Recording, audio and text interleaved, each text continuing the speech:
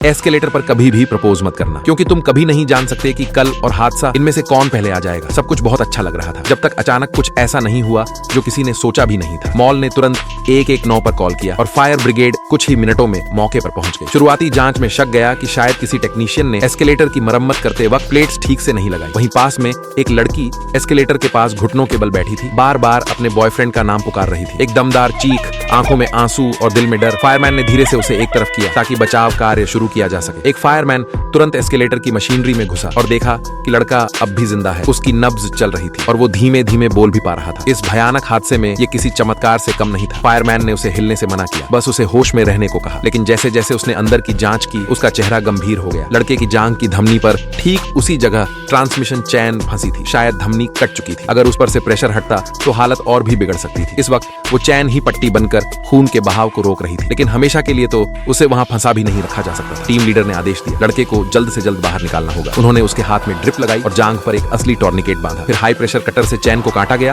और धीरे धीरे हटाया गया। कई फायरमैनों की मेहनत और सूझबूझ से आखिरकार लड़के को बाहर निकाल लिया गया। भीड़ ने राहत की सांस ली और तालियों की गूंज फैल गई। लेकिन तभी लड़के ने थरथराते हुए सिर उठाया और बस एक सवाल पूछा, क्या उसने हाँ कहा? फायरमैन की नजर लड़की के हाथ पर गई जहां एक रिंग चमक रही थी। उसने मुस्कुराते हुए कहा, हाँ, उसने हाँ कहा। ये सुनते ही लड़के के चेहरे पर एक सुकून भरी मुस्कान फैल गई। लेकिन अगले ही पल उसका शरीर कांपने लगा और फिर उसकी सांसें थम गई। शायद शरीर ने हार मान ली थी। मेडिकल टीम ने पूरी कोशिश की, सीपीआर चलता रहा, लेकिन चैन चैंग की हालत में जिंदगी को वापस लाना मुश्किल था। फिर भी एक फायरमैन दिल से हार नहीं मान रहा था। वो अब भी छाती पर हाथ रखकर दबाव दे रहा था, जब तक उसके साथी ने उसके कंधे पर हाथ रखा और धीमे से कहा, वो जा चुका है। आज का दिन खुशियों से भरा होना चाहिए था, लेकिन वो बन गया एक ऐसी जुदाई का दिन जिसे कोई कभी नहीं भूल पाएगा। इसलिए जो पास हैं उन्हें गले से लगाओ, उन्हें समय दो, उन्हें प्यार दो, क्योंकि तुम कभी नहीं जान सकते कि कल और हादसा इनमें से कौन पहले आएगा।